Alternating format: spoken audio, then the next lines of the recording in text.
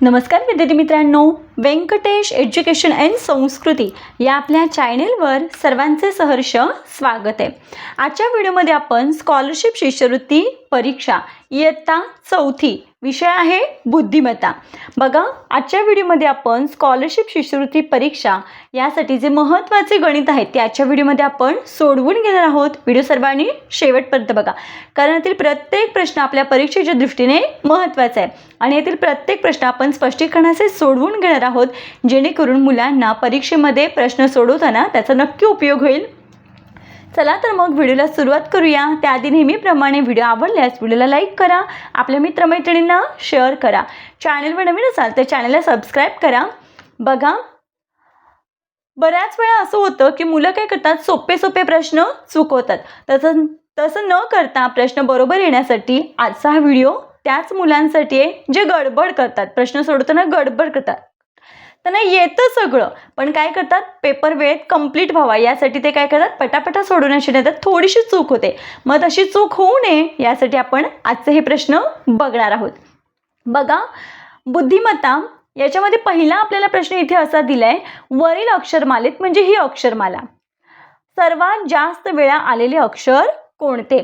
आता बघा, ज्यावेळेस असा प्रश्न येतो त्यावेळेस काय करायचंय, प हे अक्षर म्हणजे प्रत्येक पर्यायाच्या आधी लिहून घ्यायचं।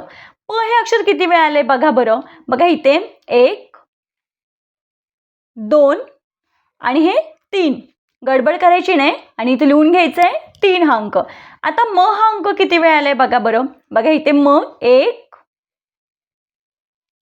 2 आणि हा 3, म सुद्धा अक्षर 3 वेळा आलेलं आहे। र मोजूया। बघा 1 2 2 वेळा आलंय। र हे अक्षर 2 वेळा आले। आता त हे अक्षर बघा 1 2 3 आणि इथे 4, ठीक आहे। त हे अक्षर 4 वेळा आले। बघा, या पद्धतीने सोडवायचं आहे जसं आपण आता सोडवलं तसं।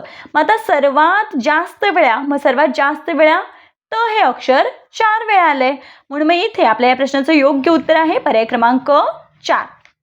बघा पुढचा प्रश्न बघा, खाली दिलेल्या संख्या मालिकेत प्रश्नचिन्हाच्या जागी येणारे पद पर्यायातून निवडा। 2 6 15 31 56 प्रश्नचिन्ह। आता बघा, या प्रकारचे प्रश्न सोडवताना सगळ्यात महत्त्वाचं काय करायचं, एक तर फरक बघायचा, कितीचा फरक आहे ते बघायचं, किंवा कोणत्या वर्गसंख्या आहेत। पुढचा प्रश्न बघा, खाली दिलेल्या संख्या मालिकेत प्रश्नचिन्हाच्या जागी येणारे पद पर्यायातून निवडा। 2 6 15 31 56 प्रश्नचिन्ह। आता बघा, ज्यावेळेस अशा प्रकारचा प्रश्न असतो त्यावेळेस एक तर आपल्याला फरक काढायचा असतो किंवा वर्गसंख्या वेगळी आहे का असं या पद्धतीने आपल्याला संख्या शोधायची असते। त्याच्यामध्ये बऱ्याच घटक आहेत खरं, मूळ संख्या वगैरे बरंच काय काय आहे। आता बघा, इथे मात्र असं विचारले, बघा 2 आणि 6 मध्ये कितीचा फरक आहे, तर 4चा फरक आहे। 6 आणि 15 मध्ये कितीचा फरक आहे, तर बघा इथे 9चा फरक आहे। आणि 15 ते 31 मध्ये कितीचा फरक आहे, बघा 15 ते 31 मध्ये कितीचा फरक आहे, तर 16चा फरक आहे, ठीक आहे। आणि 31 ते 56 मध्ये कितीचा फरक आहे, तर बघा इथे 25चा फरक आहे। आता बघा, जेवढा फरक आलाय त्याच्यावरून काय लक्षात येतं, 2चा वर्ग 4, 3चा वर्ग 9, 4चा वर्ग 16, 5चा वर्ग 25, म्हणजे या सगळ्या वर्गसंख्या आहेत। म्हणजे फरक काढला आणि फरकातून जी संख्या मिळाली ती वर्गसंख्या निघाली, आणि तेही क्रमागत 2चा वर्ग 3चा वर्ग 4चा वर्ग 5चा वर्ग। आता इथे किती येणार, 6चा वर्ग, मग 6चा वर्ग किती आहे, 36। मग बघा, ह्यांची बेरीज करूया। 6 आणि 6 12, हातचाला 1, 5 आणि 3 8, 8 आणि 1 हातचा 9, 92। मग बघा बरं, इथे पर्याय क्रमांक 1 मध्ये 92 ही संख्या आहे, म्हणून आपल्या या प्रश्नाचं योग्य उत्तर आहे पर्याय क्रमांक 1 92। पुढचा प्रश्न बघा, खालील चिन्ह मालिकेत प्रश्नचिन्हाच्या जागी येणारे चिन्ह ओळखा। बघा, हे 4 चिन्ह आहेत, या चिन्हांवरून बघा आपण जर नीट निरीक्षण केलं तर आपल्या असं लक्षात येतं, जे पहिलं चिन्ह आहे ते दुसऱ्या ह्याच्यामध्ये, हा दुसरा गट आहे त्याच्यामध्ये शेवटला गेले, आणि बघा हे आहे तसंच इथे आहे, बाकीचे सगळे आहे तसे क्रमाने, फक्त पहिलं चिन्ह शेवटला गेले। मग आता इथे पण बघा, हे चिन्ह शेवटला गेले, बाकी आहे तसं। आता हे जे चिन्ह आहे ते शेवटला येईल आणि बाकीचे सगळे हे इथून सुरुवात आहे तसं. मग बघा चौकोन, त्रिकोण आणि वर्तुळात उभी रेष आणि हे मात्र शेवटला. मग असा गट पर्याय क्रमांक 3 मध्ये आहे. म्हणून आपल्या या प्रश्नाचं योग्य उत्तर आहे पर्याय क्रमांक 3. बघा पुढचा प्रश्न. आई व मुलगी यांच्या वयात 20 वर्षाचे अंतर आहे. मुलीचे वय 5 वर्षानंतर 10 वर्षे होईल, तर आईचे आजचे वय किती? आता बघा दिलेल्या माहितीनुसार आई आणि मुलगी या दोघींच्या वयामधलं अंतर किती आहे? तर 20 वर्ष आहे. अंतर म्हणजेच काय? फरक. हे आईचं वय आणि मुलीचं वय माहीत नाही आहे आपल्याला, पण त्या दोघींच्या वयातलं अंतर आहे 20 वर्ष. आता बघा इथे आपल्याला पुढे माहिती काय दिले? 5 वर्षानंतर मुलीचं वय 10 वर्षे होईल, तर आईचं आजचं वय काढायचंय. मग बघा बरं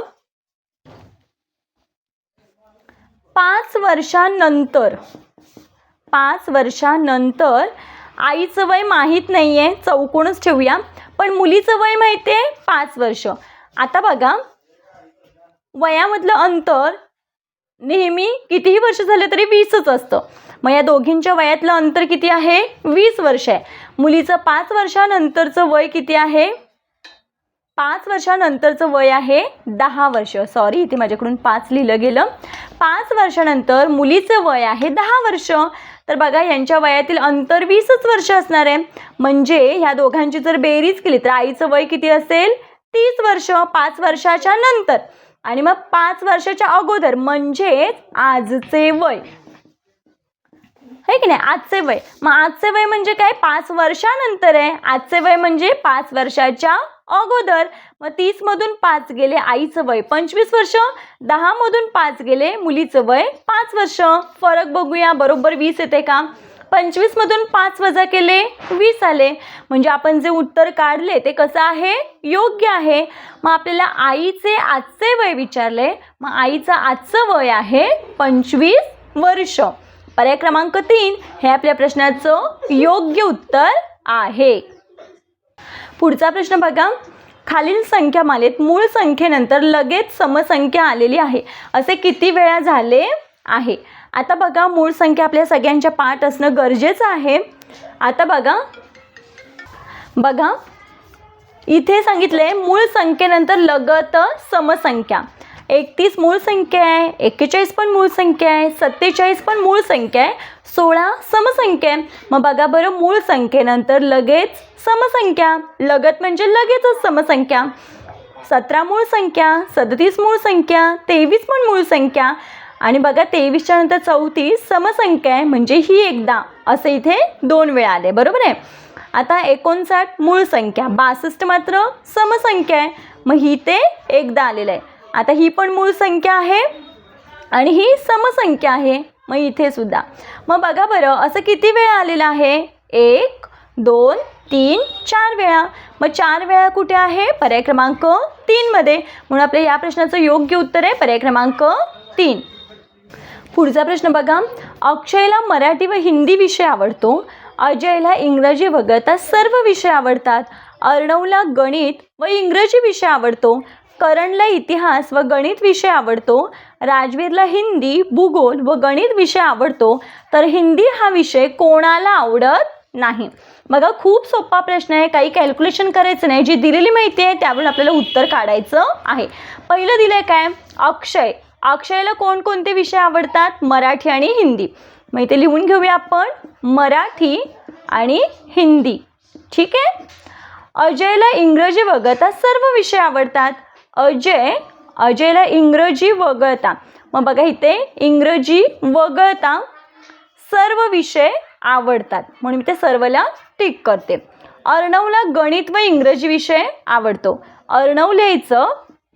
अर्णवला गणित आणि इंग्रजी. ठीक आहे. आता कोण आहे? करण. करणला इतिहास व गणित विषय आवडतो. मग बघा इथे करणला इतिहास आणि इंग्रजी विषय आवडतो. ठीक आहे. राजवीरला हिंदी, भूगोल, गणित विषय आवडतो. राजवीरला हिंदी, भूगोल आणि गणित विषय आवडतो. ठीक आहे. हां, आता प्रश्न काय विचारलाय, हिंदी हा विषय कोणाला आवडत नाही. मग बघा, हिंदी हा विषय कोणाला आवडत नाही. अक्षयला आवडतो. ह्याला इंग्रजी सोडून सगळे आवडतात, म्हणजे याच्यामध्ये हिंदी सुद्धा विषय येतो, म्हणजे याला सुद्धा आवडतो. आता अर्णवला मात्र फक्त गणित आणि इंग्रजीच आवडतो, म्हणजे हिंदी विषय आवडत नाही. म्हणजे बघा इथे हा येणार आहे अर्णव. आणि करणला इतिहास आणि इंग्रजी विषय आवडतो, म्हणजे हिंदी याला सुद्धा आवडत नाही. इथे हिंदी आहे, म्हणजे याला पण हिंदी विषय आवडतो राजवीरला. मग कोणाला आवडत नाही, तर बघा अर्णव आणि करण. मग बघा बरं, पर्याय क्रमांक 3 मध्ये अर्णव व करण आहे, म्हणून आपल्या या प्रश्नाचं योग्य उत्तर आहे पर्याय क्रमांक 3. बघा इथे आपल्याला पुढचा प्रश्न असा दिलाय, वरील अक्षरमालेत एल व क्यू या अक्षरांच्या दरम्यान जेवढी अक्षरे आहेत त्याच्या दुप्पट अक्षरे खालीलपैकी कोणत्या दोन अक्षरांच्या दरम्यान आहेत. आता बघा, दरम्यान म्हणजे हे आणि हे सोडून या दोघांच्या मध्ये असणारी. मग एल आणि क्यू यांच्यामध्ये 4 अक्षर आहेत. या दोघांच्या मध्ये किती अक्षर आहेत? 4 अक्षर. बघा, एल फॉर लॅन, M, M, N, O, P आणि हा क्यू, म्हणजे ही 4 अक्षरं मध्ये आहेत. मग याच्या दुप्पट अक्षरं कोणत्या अक्षरांच्या दरम्यान आहे. आता तुम्ही ई आणि जे मध्ये जर काउंट केलं तर या दोघांच्या मध्ये 4 अक्षर आहेत. के आणि टीच्या मध्ये जर काउंट केलं तर ह्याच्यामध्ये 8 अक्षर आहेत. आय आणि क्यू याच्यामध्ये 7 अक्षर आहेत. आर आणि डब्ल्यू याच्यामध्ये 4 अक्षर आहेत. मग 4च्या दुप्पट 8 अक्षरं. मग 8 अक्षरं कोणामध्ये आहेत? के आणि टी. म्हणून मग आपल्या या प्रश्नाचं योग्य उत्तर आहे पर्याय क्रमांक 2. बघा इथे आपल्याला या प्रश्नामध्ये असं विचारलंय, खालील संख्या मालिकेत चुकीचे पद ओळखा. 120, 143, 168, 198, 224. बघा, जो प्रश्न दिलाय तो आहे तशा संख्या लिहून घेतल्या.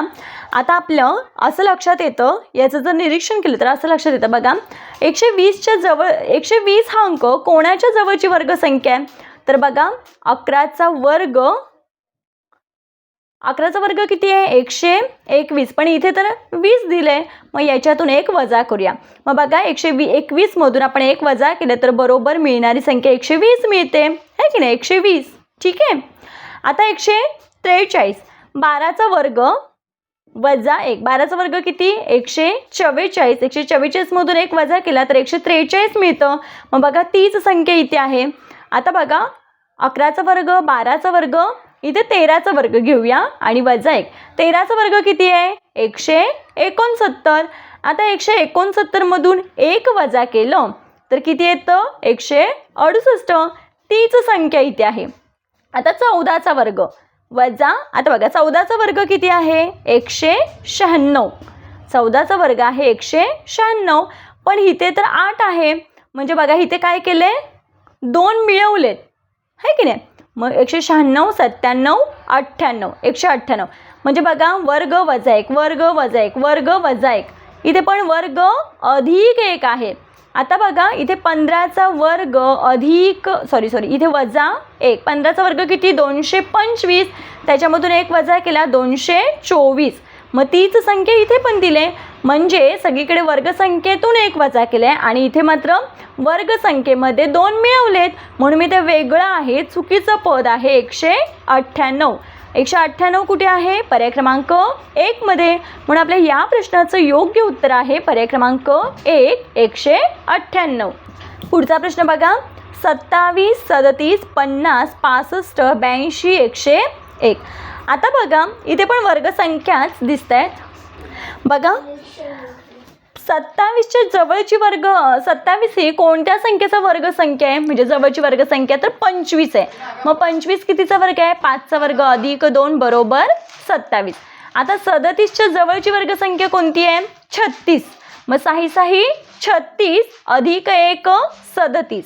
36 मध्ये 1 मिळवला 37 आले. ठीक आहे.